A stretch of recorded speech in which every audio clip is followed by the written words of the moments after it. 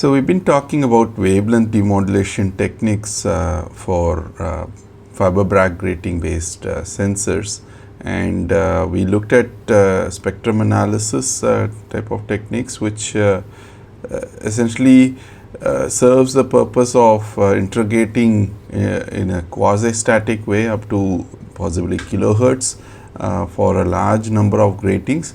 But on the other hand, if you wanted to do sensing at greater than kilohertz, basically in the ultrasonic range, which is called true dynamic sensing, you would want to use possibly a edge filter. So we looked at the case of the edge filter in the last lecture, and we said it's quite good for high frequencies, but the only issue is that it may not be scalable to multiple gratings, and there is of course the issue of the filter itself being a custom component may be relatively an expensive solution.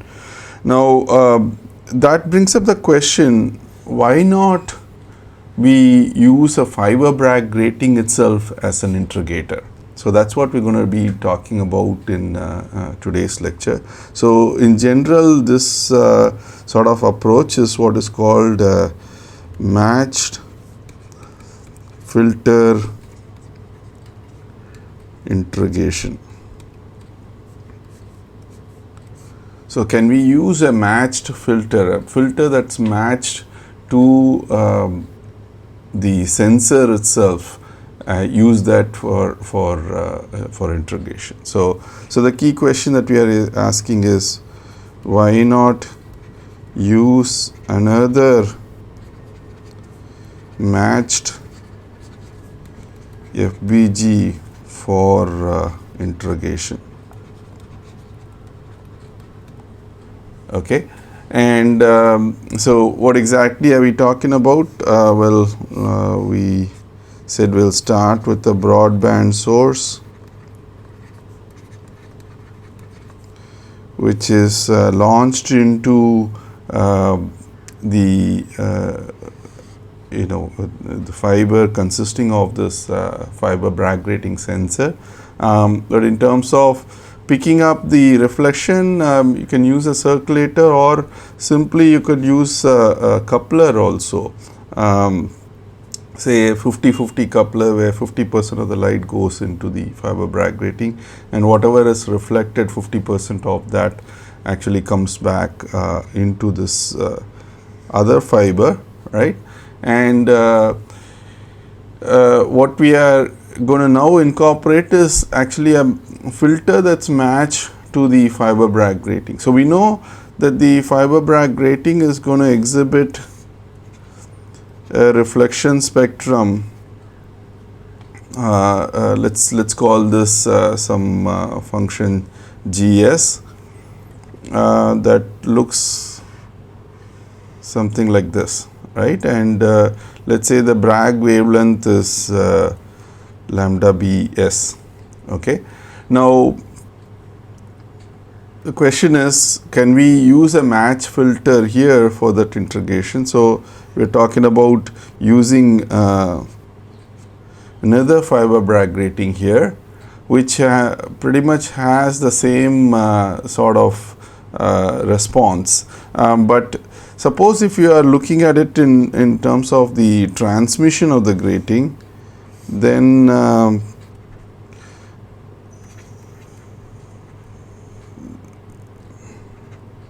so if you're looking at the transmission as a function of wavelength, how is that going to look?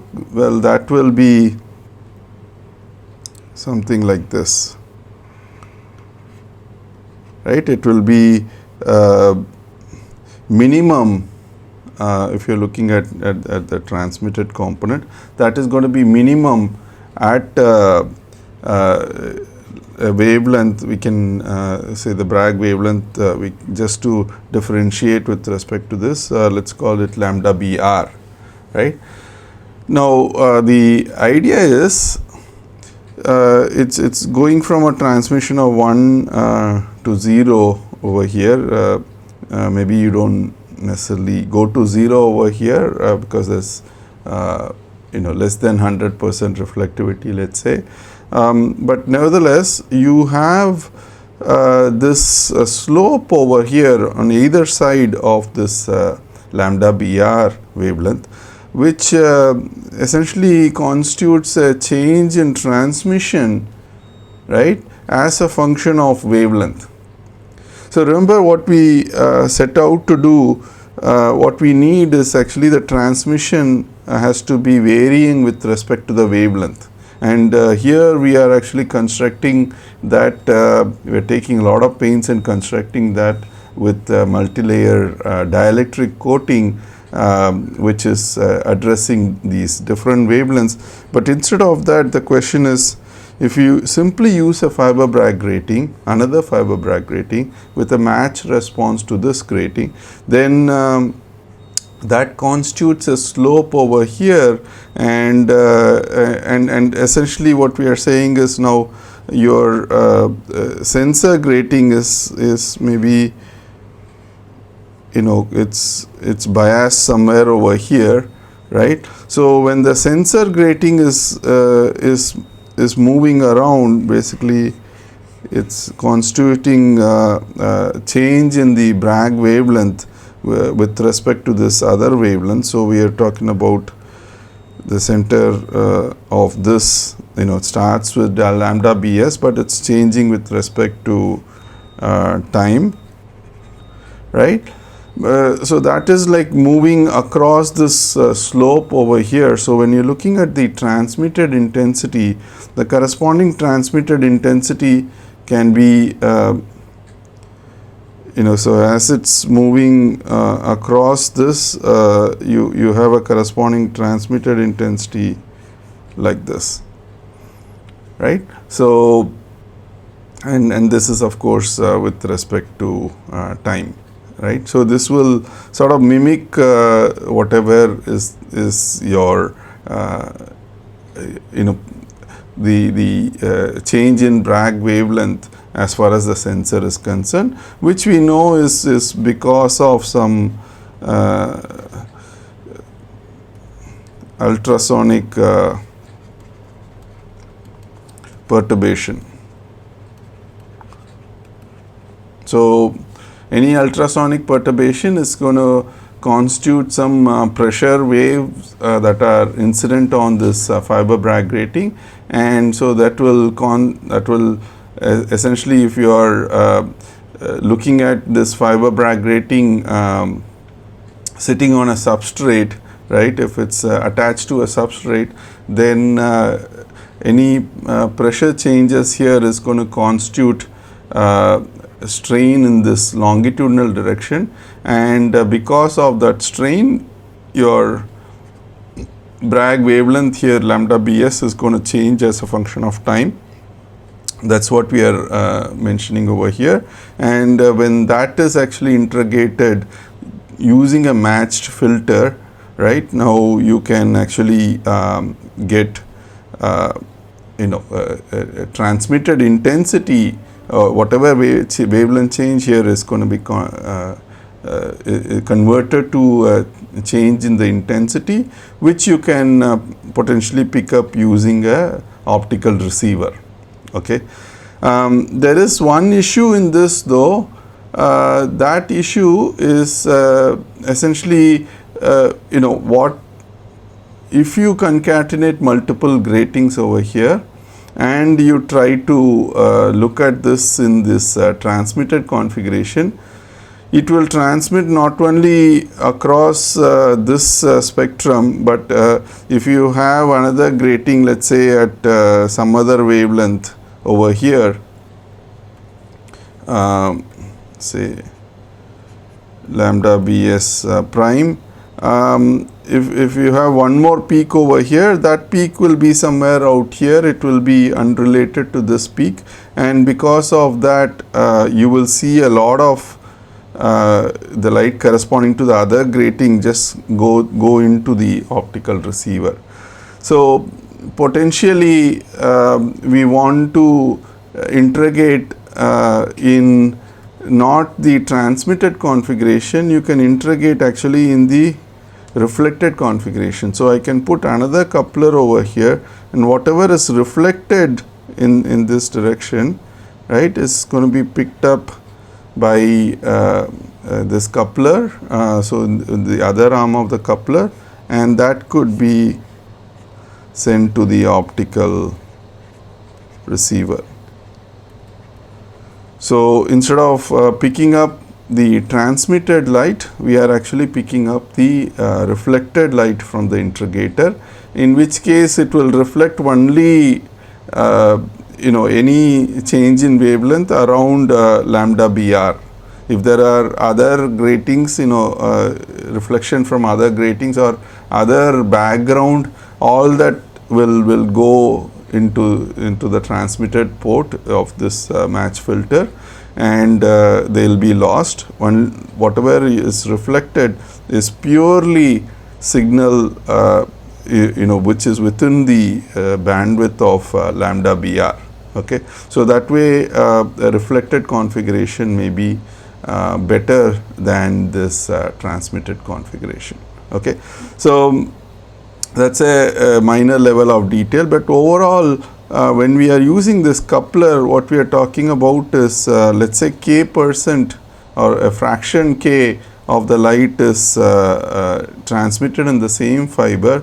1 minus k is the fraction that's actually going into, this fiber is terminated over here within the coupler, but 1 minus k part of the light is going to get into that other terminated port. Okay, so similarly you can say k is the part that goes into the grating, and 1 minus k constitutes the fraction of light that is picked up by this other fiber and it's going into this optical receiver. So when we look at the power detected, let's call that PD. So the power detected now is going to be what? It's going to be an integral of the spectrum of this broadband source multiplied by the spectrum of this sensor grating multiplied by the spectrum of this interrogator grating, and of course it's also going to be determined by these factors k and 1 minus k and so on. So for example, the reflected component is going to have k times, if you call that broadband source spectra as let me just draw this over here. If we call the broadband source spectra as S of lambda, right, that's a source spectrum that can be modeled as somewhat like a Gaussian shape, and that has, let's say, a center around lambda naught, and it's got a RMS width of let's say delta lambda naught. Okay. Similarly, this also the sensor grating response, the reflectivity, can be modeled as a Gaussian, and once again this can have say an RMS width corresponding to delta lambda Bs, and similarly when we talk about this grating, that grating also, the interrogator grating, we can call it delta lambda Br. Okay, that is the RMS width of that interrogator grating. That can also be quantified as it can be characterized as a Gaussian function. Okay, so PD now is going to be given by k times 1 minus k times k times 1 minus k. So you're going to have k square 1 minus k square, right? So it's going to go through 4 passes within this 2 couplers that corresponds to this fraction, multiplied by integral of S of lambda, that's the source spectrum, multiplied by this we are calling as GS of lambda, a Gaussian that's representing the sensor grating, and let's actually call this GR of lambda. Okay, that is corresponding to the Gaussian representing the interrogator grating. Mind you, this one we are actually looking at I've mentioned it as the transmitted component, but in reality what we later talked about was this is actually happening in the reflector component, so reflected configuration. So I can just remove that, remove this also maybe, right, and I can basically replace that in the reflected configuration.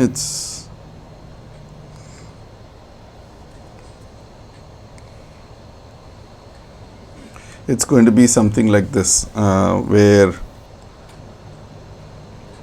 this now is your delta lambda BR, that's the RMS width of the grating, and we are moving lambda BS with respect to lambda BR, which means the reflected power is going to get modulated according to this slope over here. Okay.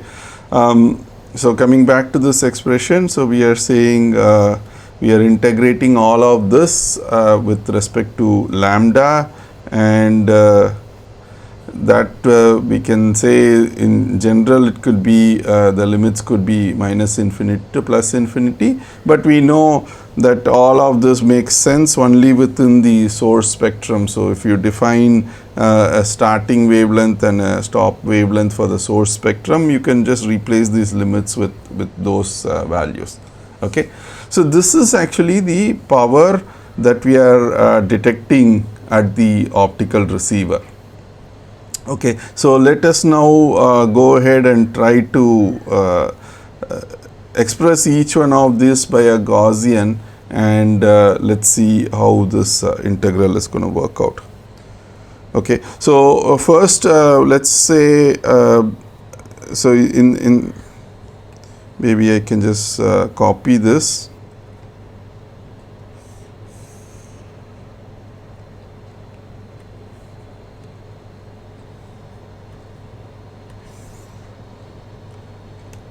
Here. Okay, so this expression where S of lambda is now going to be given by let's say P naught is the optical power corresponding to this source, but that is actually spread over RMS width of delta lambda naught. So you can say this is normalized if you're looking at the power spectral density, that's what this S of lambda is. So that has to be normalized by delta lambda naught, and then you have the Gaussian function, which is given by exponential of minus 4 ln of 2 lambda minus lambda naught divided by delta lambda naught the whole square. Okay, that actually represents the source spectrum, where 4 times ln of 2 is just the normalization constant. And similarly, if you are looking at GS of lambda, that is going to be modulated around this value, the peak reflectivity. Let's call this R naught for the sensor. Okay. So that value is R naught for the sensor, and similarly this value for the interrogator we can call this R naught for R, right? So coming back to this, so this is GS of lambda, this is corresponding to R naught S exponential of minus 4 times ln 2 lambda minus lambda Bs, now it's all centered around lambda Bs, divided by delta lambda Bs, right?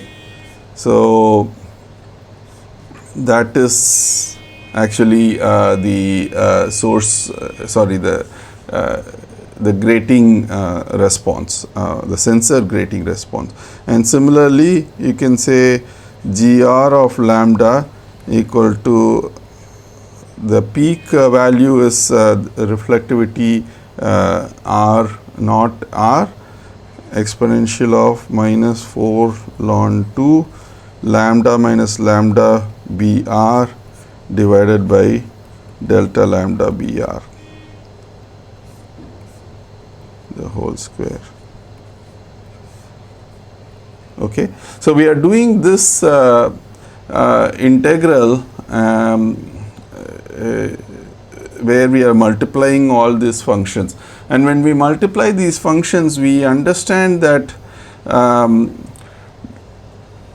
first of all we are using a matched filter. So these two correspond to a matched filter, in which case you can you recognize that delta lambda Bs equal to delta lambda Br, right? And that can be just in common written as delta lambda B. Okay. And what can you say about delta lambda B with respect to delta lambda naught? Delta lambda naught is typically far greater than delta lambda B, right? That's typically the case. You have a broadband source, for example, a source that has a spectral width of say 80 or 100 nanometers, and then when you're talking about delta lambda B corresponding to a grating, that's actually over a fraction of a nanometer.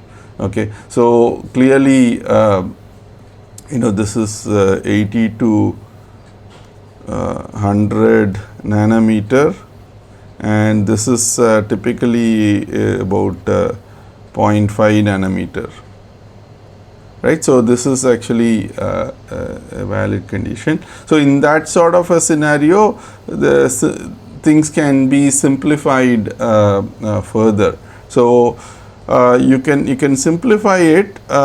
Maybe I can go to the next page and show that.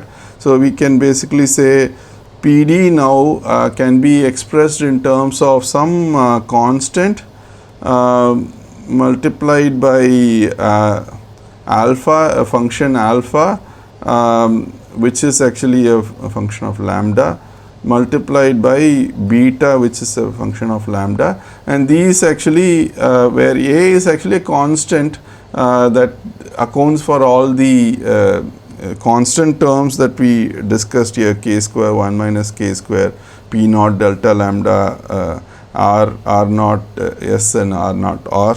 So all of those we can actually represent it with respect to as this constant here, and alpha corresponds to essentially lambda, the multiplication of these two Gaussian functions, and beta would correspond to multiplication of basically whatever is left, which is corresponding to your source wavelength actually falling on this GS. So essentially what we are talking about is with respect to this is this falling on the grating, that is S of lambda on GS of lambda, that is going to be your beta, and whatever is coming back here, the reflected component overlapping with GR of lambda, that's what we're going to call as beta.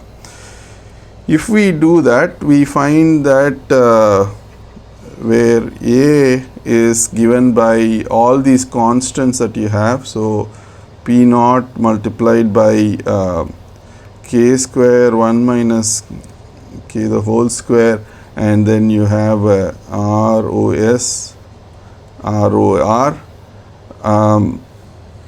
and then what we find is when we actually do this integral of the source falling on this on the grating, right? So only a section of this is going to be carved out. So when we look at this, only a small section of this is going to be carved out and picked up as your reflected component, and that reflected component is going to have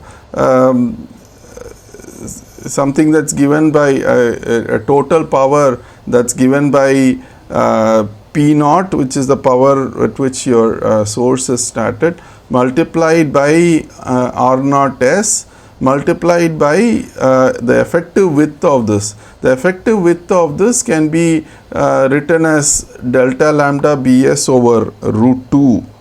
So you can basically say multiplied by delta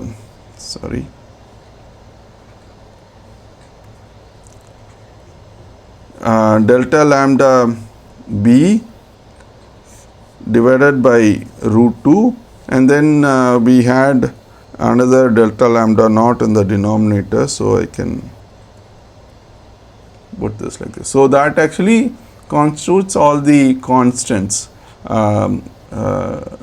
corresponding to all the constants that are not actually dependent on the variation with respect to lambda. But now we will do the integrals, and if we look at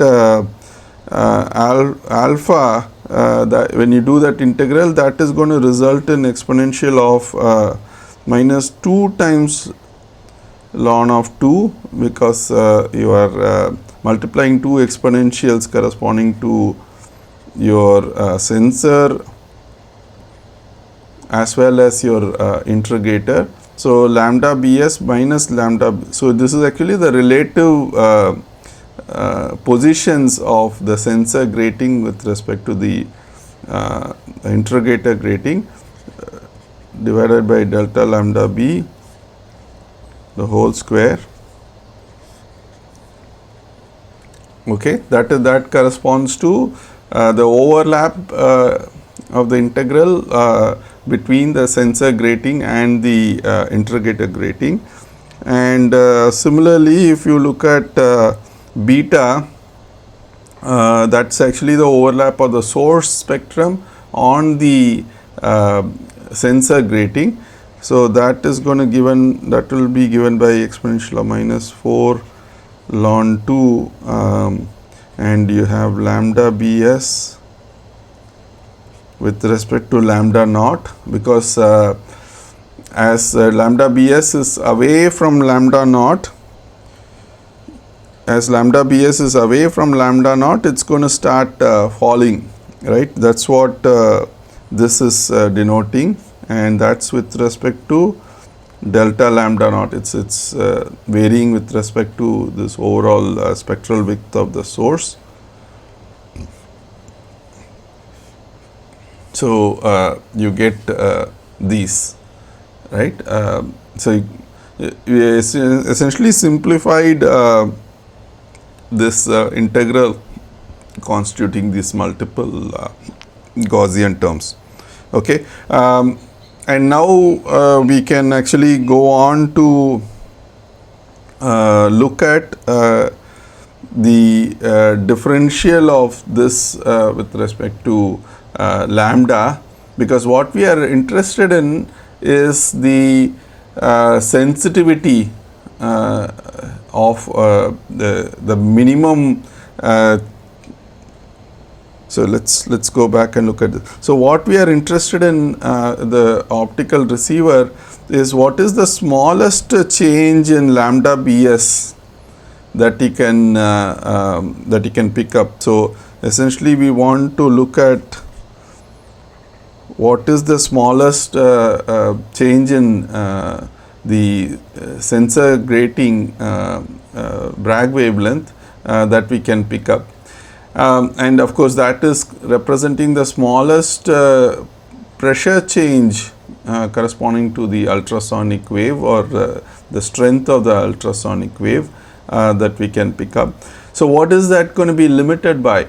Well, we are essentially doing a power measurement at the end of this interrogation. Okay, so like all power measurements, when you pick up certain optical power at the receiver, that's going to be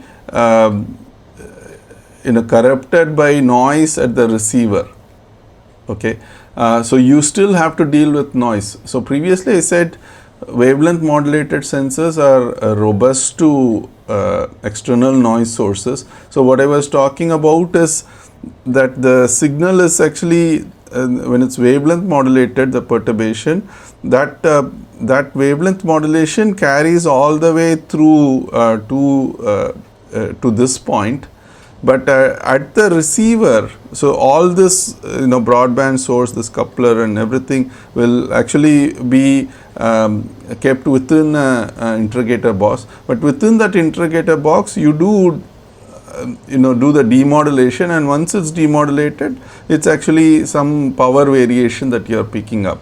So that is going to be corrupted by the noise. What noise? You could have short noise, you could have thermal noise, or you could have noise corresponding to the ADCs and all that, right? All the things that we had previously discussed. Okay, so if you are trying to find the minimum value of change in the Bragg wavelength corresponding to the sensor, you will have to look at the minimum optical power that you can detect in a reliable manner, and that is going to be limited by your noise, right? So that's going to be limited by the noise at the receiver. So now we will go ahead and try to define the noise in the receiver, and then we will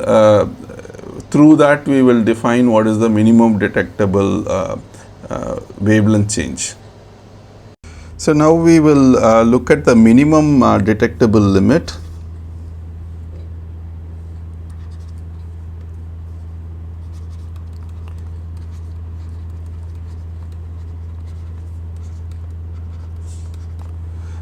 So when we look at the minimum detectable limit, you say this is actually the minimum wavelength change that we can detect, that we can mathematically write as d lambda bs divided by dpd multiplied by the noise that you have in terms of the detection.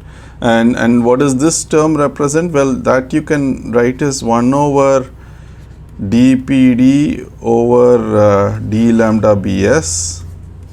Well, what does this correspond to?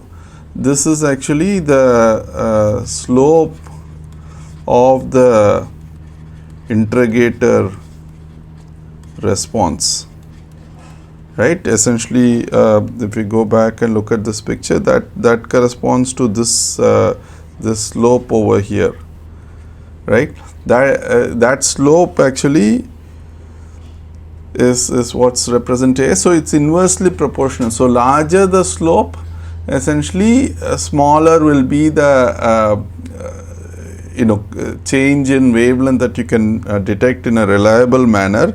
But of course, one limitation as far as this interrogation technique is concerned is your detection is going to be limited only to the slope, specifically the linear part of this slope, because what you want is a linear response. So essentially this part can be as small as 100 picometer, which means that you may be able to only pick up something in the order of 100 microstrain. Okay. So, you will be limited in terms of the strength of the signal that you can pick up. So, that is one of the limitation as far as this technique is concerned, but 100 microstrains is still a reasonable value, a reasonable limit to have, especially when you are considering perturbations in the order of 100 kilohertz and above. Okay. So, that way this may be still a viable technique. But anyway, coming back to this multiplied by dou PD, which corresponds to the receiver noise, right. So, that corresponds to the receiver noise. Now, we know that the receiver noise will so what is that we quantified before. The noise variance corresponds to 1 over the responsivity square multiplied by the short noise component, which is given by, let us say you are using a APD because you want to do a highly sensitive detection, but you do not have a lot of signal power that is incident on the photodiode, because by the time you go through the two reflections, you have power levels in the order of nanowatts that are falling on the detector. So, you are essentially limited by this dark current noise at the receiver. Plus you have your short noise 4 kBT over RF, if you say that is the gain of your TIA stage, plus you have the op amp. Let us say you use a FET type op amp, so you know your current noise density is actually the dominant component. So, you might have something related to that. Right. So, you have all those noise components that are present as far as the receiver is concerned, and over here we are looking at the slope. So, it's also limited by the slope of the interrogator response. So, if you put all of this together, so what we are interested in quantifying is, let's say we quantify the slope dPd over d lambda Bs. Okay. That is essentially a differential of this. When you do that, A is a constant, it falls off, and then when you differentiate alpha and beta, especially when you differentiate beta, we find that d beta over d lambda Bs is actually a very slow function, and that is because this is relatively flat compared to this function over here. So, you can say that d beta over d lambda s is going to be very small compared to d alpha over d beta s, right. So, if you come back here, so you can basically say, in general you can say this is A is a constant d over d lambda Bs of alpha times beta, but you can approximate this as A times beta multiplied by d alpha over d lambda Bs, since we know that d beta over d lambda Bs is much smaller compared to d alpha over d lambda Bs. Okay. So, when you do a differentiate by parts, you have a alpha plus d beta by d lambda Bs term, but since d beta over d lambda Bs is far less than that, d alpha and d with respect to d lambda Bs, we are neglecting that term. So, you just have this, and this can be now when you differentiate a Gaussian function, you will essentially get another Gaussian function, but some of those constant terms fall out. So, if you do this differential, you will find that you get A times beta multiplied by 4 ln 2 lambda Bs with respect to lambda Br, the difference between that divided by delta lambda B square, this falls out, and you get alpha as the differential. Once again, that corresponds to the Gaussian function itself. Okay. So if you put all of this together, we know that your receiver noise is going to be given by root of B times all the electronic noise terms, noise spectral density corresponding to the electronic noise, which is what we have quantified over here, and where B is corresponding to the bandwidth of your receiver. So your bandwidth would be corresponding to the frequency range of interest. Let's say you are primarily interested in picking up acoustic waves from 10 kilohertz to 1 megahertz. Your bandwidth would be a pass band essentially for the receiver over that frequencies. You will cut off all the 1 over f noise in the lower wavelength side, and then anything above 1 megahertz you will cut off on the higher frequency side. So lower frequency is 1 over f, and higher frequency you have all the op amp noise and all that. You'll cut off using band pass design as far as your receiver response is concerned. Okay.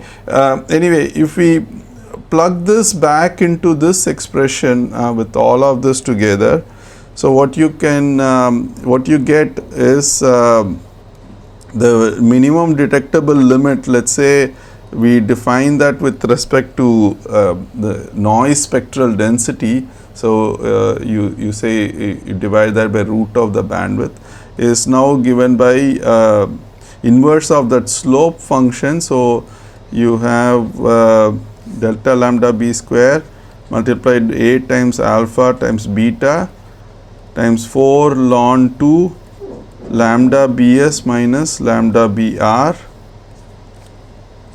multiplied by root of the noise spectral density corresponding to the electronics in the receiver.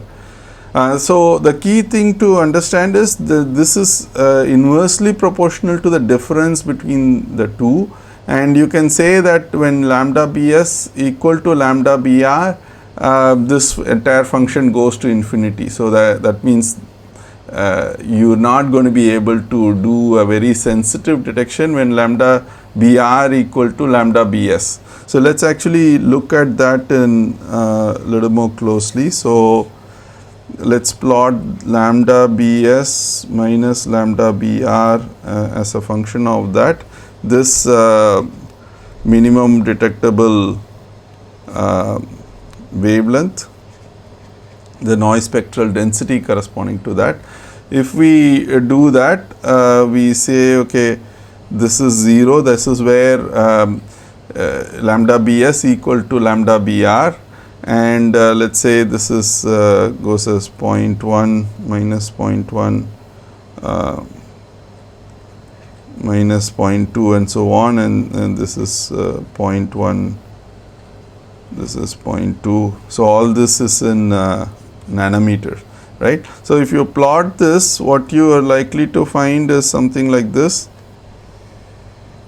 It's going to go down to a minimum, and then it's going to be asymptotic with respect to 0, right? And that function goes to infinity mathematically, and similarly this, it will be symmetric around this. So you will see this is actually going to some minimum at some value on either side. So what does that value correspond to? Well, if you look at this, you know that you get the best response or the largest slope corresponding to these points in the middle of this slope on either side. So that's where you get the largest response. So that is what you will, that's where you will get the minimum detectable limit also. So this value for a given grating, we have taken some grating with the FWHM of 0.2 nanometer or something like that. So that's why we are getting this at 0.12. It really depends on the RMS spectral width of your grating as to where this peak happens, but this I mean where this minimum point happens, but this clearly depends on, like I said, the middle of that slope. Okay, and this could be as small as for a given example, it could be as small as 3 into 10 power minus 3 picometer per root hertz. So what does that correspond to? Once again, 1 picometer roundabout is 1 microstrain. So we are talking about picking up something in the order of nanostrain per root hertz. So if it is a slow variation, then it's a nanostrain. But then if it is something at 1 megahertz, let's say, then you have to multiply that by 10 power 3. So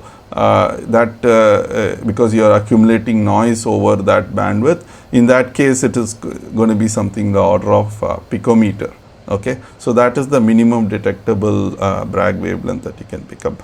And just to acknowledge, all this is coming from this paper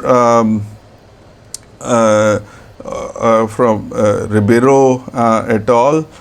So this is actually a paper in Applied Optics in 1997, where they talk about this reflected configuration and represent these functions as a Gaussian, and based on that they look at the sensitivity analysis, and that's what we presented. And this is the final analysis that we have picked up, where they talk about the complete noise versus just the short noise limit and so on as a function of lambda Bs minus lambda Br. But like I talked about, we get a similar type of response. It becomes the minimum detectable limit is determined by the slope of that response and the noise in the receiver. Okay, so that actually completes our discussion related to fiber Bragg grating sensors. So if we go back here, just to summarize, when we were discussing all these things, we already talked about when you have large number of sensors, large number of locations where you need to sense strain or temperature, which is actually varying at kilohertz rates or less, then you go to one of these spectrum analysis techniques. But if you want to really go to dynamic sensing, you want to either go for a dielectric filter or an FBG filter. A FBG filter may be a cheaper solution compared to a dielectric filter. So that may be attractive for certain dynamic applications. But of course, the limitation is that this is not highly scalable, so you're not going to be able to go to dozens of sensors as you did in the other case for quasi-static sensing. Okay, so that completes our discussion related to fiber Bragg grating based sensors.